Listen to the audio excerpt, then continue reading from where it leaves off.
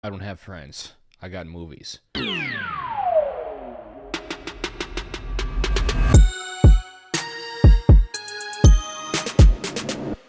So, with the release of Fast X, we now have 11 total movies in the Fast and Furious franchise. So, of course, I have to rank all 11 from the worst to the best. And this goes without saying, but I'm going to say it every time. This is just my opinion. It is not fact. Everyone has their own opinion. I would love to see your ranking below, so drop a comment. And without further ado, I like this franchise for the most part. There's only a couple movies that I don't like, which you will see at the bottom of this list. But for the most part, I very much enjoyed it. And number 11 is going to be actually now F9. This spot was reserved for Tokyo Drift for the longest time. But after my most recent rewatch, I actually think that F9 is worse. I mean, it has very little redeeming qualities. There's a little bit of entertainment value in here with the crazy stunts that they do and a little bit of banter with Tej and Roman. Aside from that, this movie has nothing going for it. I mean, of course, the obvious criticism to throw at this movie is that they go way too far with the stunts, just way too ridiculous, and completely jumped the shark and pulled me out of it. I mean, you have the thing with Dom hooking his car on the rope and swinging from the cliff to the cliff. You have the magnet stuff. They went to fucking space. None of this makes sense. They actually did it. I mean, that was supposed to be a meme. It was supposed to be a joke. They weren't supposed to actually do it. And when that happened, my eyes rolled so far in the back of my head that I can only see behind me for weeks. I mean, that was just absolutely insane. Completely pulled me out of the movie. Nothing mattered. There was no weight or stakes to anything. It was just visual noise. The movie was way too long. The plot didn't make a lick of sense.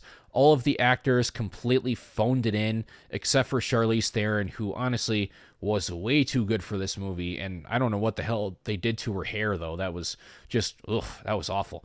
John Cena, look, he is not a very good actor. And I actually think that I'll talk a little bit more about him when I get to my Fast X. I think they utilized him a lot better in that, but I just did not buy him as the villain, as a badass, like spy villain whatsoever in this movie. So this is one that I couldn't even just sit down and watch it on rewatch. I had to do other things at the same time because otherwise it would have been a horrible use of time. So this is one that I just really, really despise and is now my least favorite in the entire franchise. Number 10, which was my least favorite for the longest time, is the Fast and Furious Tokyo Drift. Now, this one I still really don't like, but there are a couple redeeming qualities to it. I mean, I think Han is a really cool character, but unfortunately, he doesn't have any other good characters to bounce off of in this movie. And the soundtrack is really cool, but I'd just rather listen to the soundtrack than watch the movie. So that's not really a testament to how good the actual movie is. Of course, the ending with Dom was pretty cool. Everything else, I just think the movie is way too cheesy. It feels like a Nickelodeon movie, and a lot of people will say that 2 was cheesy as well. Kind of, but I actually really enjoyed the characters in Too Fast, Too Furious, and aside from Han, I didn't enjoy any of these characters. I do not enjoy Sean whatsoever. I think that Lucas Black's performance was terrible in this movie, and he's not a bad actor at all. And I've seen him in other stuff. He's a good actor, but he was just so bad in this. The character is so unlikable. His love story was awful. Little Bow Wow was awful. And drifting, I think, is a fun little concept. It's a fun little quirk, I guess, but it doesn't. I don't think it lends itself to making a whole movie about this just one little gimmick. It's not that interesting of a thing to make a whole movie about that. So this is one that just doesn't work for me whatsoever. It feels like a Nickelodeon high school movie, like trying to be badass, and it did not work on any level aside from just the soundtrack and Han being cool. But this is one that has never worked for me. It's at number 10. At number 9 for now is Fast X. And this is one that could move up or down for me throughout time as I rewatch it, as the sequels come out, because this is one that's difficult to judge because it is part 1 of 2 or possibly now 3 part finale. So we don't have the other parts yet. So we don't exactly know where a lot of these unresolved plot threads are going. But as a movie on its own, despite having massive frustrations with the ending, with the last 20 minutes or so getting so ridiculous with the revelation of a character surviving and all the stupid stuff that Dom does, and ending on a cliffhanger, which in and of itself I think is fine, but it just ends so abruptly that it feels very unsatisfying, doesn't feel like a complete movie. And combine that with all the ridiculous stuff leading up to it, meant for a very frustrating ending for me that brought the movie down quite a bit. Aside from that, though, I think it's a pretty enjoyable movie. I think that there is some fun action in here. I think there's some fun characters. Too many characters, though. Too many plot lines. There's a lot of different groups of people doing separate things, and it can be a little bit scatterbrained. But I like the introduction to Brie Larson's character, to Alan Ritchson's character. What really makes the movie, though, is Jason Momoa. I mean, he is awesome. Probably the best villain in the entire franchise up until this point. Just so weird and eccentric and psychotic. I mean, kind of Joker-esque. I know a lot of people have made that comparison, but it's a very apt comparison. A character that is so unpredictable and crazy and always one step ahead of our heroes and poses a real threat. I mean, I was actually scared for our main characters and invested in this movie for a good portion of it, which is not something I could say about F9. So Fast X did the job of, at least ever so slightly, bringing me back into the franchise. So we'll see where they go after this. The movie could go up or down depending on, well, I don't think it's going to go below Tokyo Drift or F9, but could go a little bit up or a little bit down, just as far as like how I feel about it overall, depending on where the next movie or two go with a lot of these plot threads. So this is where I have it as of right now. Number 8 is going to be Furious 7. This one is incredibly difficult for me to rank and review because I think that the ending is incredibly emotionally powerful and impactful, and it gets me to tear up every single time. That was so well done. A great send-off to Paul Walker. Some of the best, like maybe the best ending to a movie ever. I mean, it wasn't really the ending to the movie, but more just a send-off to Paul Walker, and it did that so damn well that it leaves the movie on such a high note, such an emotionally powerful note. But the rest of the movie, honestly, is kind of a mess. I mean, Jason Statham is cool as Deckard Shaw, the villain, but the plot doesn't really make a lick of sense. I mean, you have, for almost the entire movie, our heroes trying to find the God's Eye to track Deckard Shaw, despite the fact that Deckard Shaw is following them everywhere they go. So we're spending the whole movie trying to find this thing, to find the guy who's there the entire time. That doesn't make any sense to me. And I understand that they had to rework things a little bit because of Paul Walker tragically died during the filming of this movie. And that's tough. I get that. And I think that they did a decent job cobbling things together because based on what they had to work with.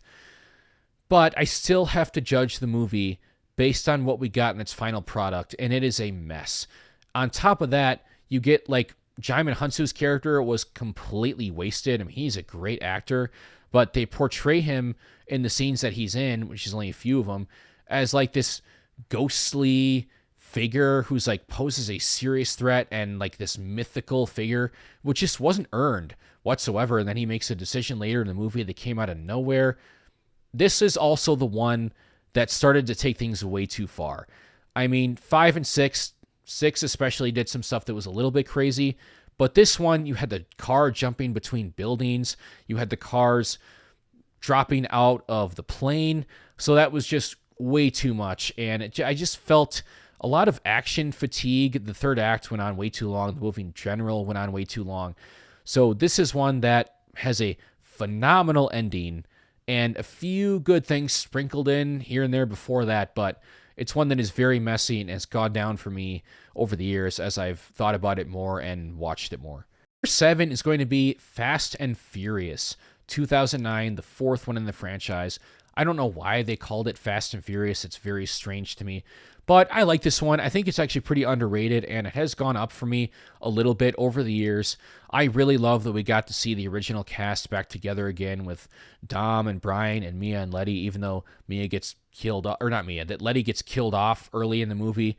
But I actually thought that just within this movie, it made for a pretty interesting motivation and plot line for Dom, to where he's trying to get revenge on Braga and Phoenix for what happened, and then him and Brian team up because Brian is back in the FBI now, trying to take down Braga, and they have the same goal, but for much different reasons. I mean, they're both trying to take down this guy, so they have similar interests. They want to accomplish the same thing for much different reasons. I found that pretty interesting. There's some fun racing stuff in here. I like the tunnel scenes, even though that's a bit of a stretch, that the logistics of that, but it's still some cool stuff. And then the race earlier in the movie throughout the streets, where they didn't close the streets, I thought that added a nice little layer to the race, even though, again, probably a bit of a stretch, but it was a very fun scene. This is definitely the darkest of the Fast and Furious movies. I mean, there isn't a ton of humor and fun in this one, and that's kind of what makes some of the other movies pop. I mean, this movie kind of falls in no man's land because it doesn't have like the charm and magic of the early ones, but it doesn't have the bombastic fun and fast pace of the later ones. And Braga, even though I thought it was an interesting twist that Campos was Braga himself, is a pretty lame villain. Didn't really do much for me. So this is a movie that I think is good and pretty underrated in the Fast franchise, but just doesn't stick out like some of the best ones do. Number 6 is going to be Fate of the Furious. I really enjoy this one. I don't really understand the hate. People say this one went too far, it was too ridiculous. I don't get that. I mean, I think the only scene where you can say that is the submarine scene, and I don't even think that's that crazy, especially compared to some of the stuff they do in F9. I actually thought that Fate of the Furious toned things down a little bit compared to Furious 7. I mean, I don't think there was as much crazy stuff like jumping the car between buildings and dropping the cars out of the airplane in this one, so I enjoyed it. I mean, I think that Dom going bad is an interesting idea, interesting plotline, and the reason they gave for him doing that was a good one. It made a lot of sense, and there's actually some stakes in this one. They kill off Elena. We think that they kill off Shaw, but then he comes back, and actually Dom was working with him, which I thought was a really nice twist. I think that the Shaw scene on the plane with the baby is one of the most entertaining scenes in the entire franchise. It does feel a little bit weird that Dom and Brian are both missing from the main team, but you have Hobbs and Shaw now, who honestly are probably the two most entertaining characters in the entire franchise, and they just have such great banter in this movie, which continues into Hobbs and Shaw, which we will get to, but I just enjoy the hell out of this one. I mean, there is definitely some stuff that's a little bit crazy, but to me, not that crazy. So this is a fun one. There's some fun action, some fun humor. Of course, it's a Fast and Furious movie. Like, you know what you're going to get. But I've always enjoyed this one and don't really understand the hate. Number 5 is going to be Hobbs and Shaw, or Fast and Furious Presents Hobbs and Shaw is the technical title. This one is such a damn enjoyable action movie. Again, this is a movie where you know exactly what you're going to get. But what makes it work is the action, which there is some damn good action in here, the banter between Hobbs and Shaw, because once again, these two characters are so entertaining, two of my favorites in the entire franchise, and their banter back and forth, their digs at each other, just so damn good. Then you add Vanessa Kirby's Hattie Shaw to the mix, Deckard's sister, and I think she just adds a lot to the dynamic there. A great addition to the movie. You get the fun cameos with Ryan Reynolds and Kevin Hart. Asa Gonzalez character, who I thought was really cool. I hope we get to see more of her. I think that Idris Elba's villain is totally badass, even though he's basically a Terminator with cybernetic enhancements, but that is far from the most ridiculous thing in this franchise. I don't even think it was that bad. I mean, they showed that. I'm like, yeah, that's fine. I buy into that. That's cool. I think that's fun. And I like how Hobbs and Shaw finally learned by the end that they need to fight as a team to take him down. Why it took them that long, I don't know. But it was a very entertaining movie. I mean, it definitely is too long, and the third act kind of felt tacked on. Like it felt like the movie had come to its natural crescendo, and then they had to add an entire act onto it, even though the act itself was entertaining. There is a bit of action fatigue there, and then you have the stuff with Hobbs holding onto the helicopter by the chain with his bare hands. That was a bit much, but I have just always enjoyed the hell out of Hobbs and Shaw because of the action and the very entertaining characters. 4 is going to be Fast and Furious 6. I have always dug this one. To me, this feels the most on par with 5 as far as like the entertainment factor and going crazy, but not too crazy. For some people, this is the one that went too crazy. I mean, with Super Dom and the world's longest runway and stuff.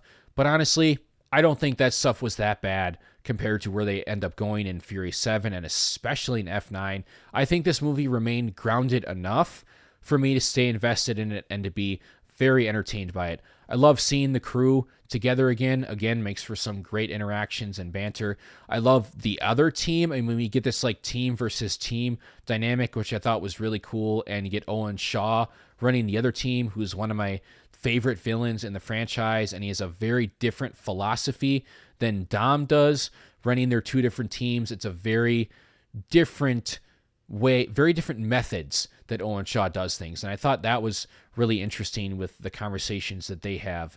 And Letty being alive, I think that they explained that fairly well, especially compared to the stupid way they explained Han being alive in F9, which made absolutely no sense. I think the explanation for Letty still being alive was not too bad. I thought it was okay. And there's possibly the best action in the entire franchise in this movie. I think the flip cars are super cool. So it's a damn entertaining one. And the only thing that really holds us back a little bit from being like top 2 or possibly even number 1 is the plot is a little bit clunky. There's kind of a lot of these little side quests that characters go on that a lot of them don't feel super necessary. So because of that, it doesn't flow super well. But this is one that I've always liked, and it is a number 4 Fast and Furious movie for me. Number 3 is going to be Too Fast, Too Furious. I know a lot of people hate on this one. I know a lot of people say it's stupid, that the dialogue is horrible, that it's cheesy. So forget about it, cuz. For whatever reason, this one has always worked for me. I think the main reason it works is because I just enjoy Brian O'Connor and Roman Pierce so much in this movie. This is before Roman started to get really annoying like he did in some of the later movies. In this one, he's really funny and badass, and I love their banter. You can tell they have a history together, and it feels real. And because of that, the cheesy lines just land for me. I mean, Forget About It is ridiculous, and the zoom in they do, it's like, come on. But it works for me. It's awesome. Carter Verone is certainly not the best villain in the franchise. He's pretty generic, but I enjoyed him. I mean, there's some fun racing stuff. This movie has some of the best racing in the entire franchise, and it was back when it was still about racing. And you get some of these other fun side characters. You get introduced to Tej, and I like Suki. And, of course, this one doesn't do that much ridiculous. I mean, you get jumping the car onto the boat, which is a bit crazy, but not that much of a stretch. And yes, the dialogue is pretty bad. It is cheesy. This is not like great cinema, but this is always one that I've enjoyed so much and is probably the most rewatchable movie in the franchise for me. Number 2 is going to be the original The Fast and the Furious. This one went up quite a bit on my ranking since I rewatched it this most recent time. This is a movie that just gets better and better for me as the years go by. It has aged so well. And yes, it's a ripoff of Point Break, but honestly, I don't care because it's good. I mean, this is an awesome movie. They did a lot of things right. Great characters with Brian O'Connor and Dominic Toretto. This is before Dom became Superman, when he was actually this compelling character. We get Brian and Mia's relationship. I mean, Brian goes through a really interesting arc in this movie to where he is kind of conflicted about what is he going to do. I mean, he knows deep down that it's Toretto, Brian. It always has been Toretto. He knows that.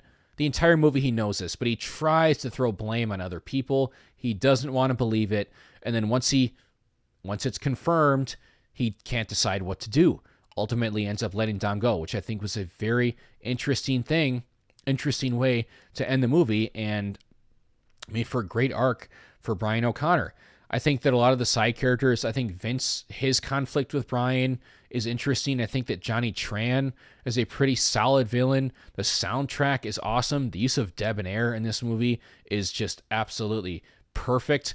One of the best uses of a song in a movie ever. Again, it's a storyline that we have seen before. It is a blatant ripoff of Point Break. Don't get me wrong. And they absolutely knew this while they were making it. But I just think that so many elements of this movie work. And it gets better and better as the years go on. It has aged so well. It just has such a charm to it that most of the later movies lack. So this one really has a special place in my heart, and it's number 2. Number 1, to me, the best movie in the Fast and Furious franchise is Fast 5. This is the peak. This is where they found the perfect balance between being grounded and realistic and being bombastic and fun. And this one, you get the team together for the first time, which I thought was great. Makes for some really good banter. It was a lot of fun to see all these characters from previous movies come together. You get some awesome action in this movie. I mean, the train sequence is really well done. You get the fight between Dom and Hobbs, which, regardless of how realistic it is that Dom would win that fight, it is still an awesome fight scene. Hobbs is an awesome character, and he's at his best in this movie. He injects a ton of energy and life into this franchise.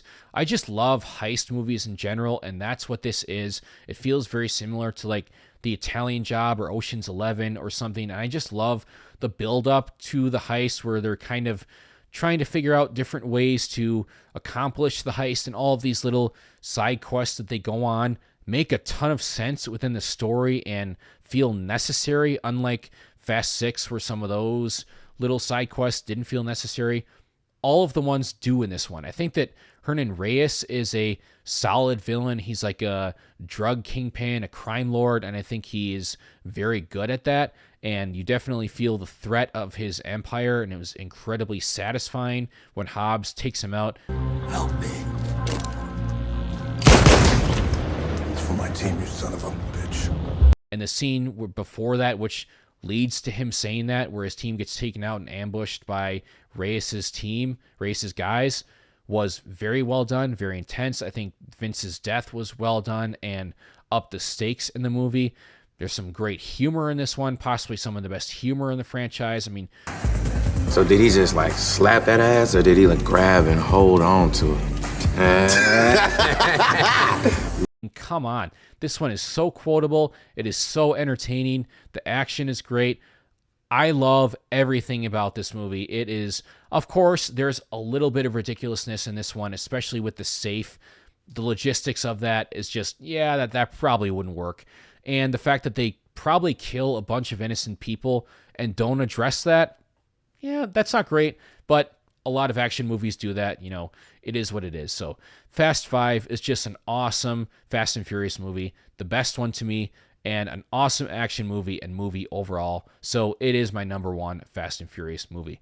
So there you have it, guys. There is my ranking of all the Fast and Furious movies, including Fast X. What's your ranking? I would love to see it. I'm sure it's going to be different than mine, which is okay. That's what makes this fun. Drop a comment below. Let's start a conversation. If you enjoyed this video, hit the like button. Likes are super important for growing my channel, pushing my videos out to more people. If you enjoy my content in general, subscribe, hit the notification bell to get notified when I post a video. Stay tuned. I got more stuff coming. I will see you soon.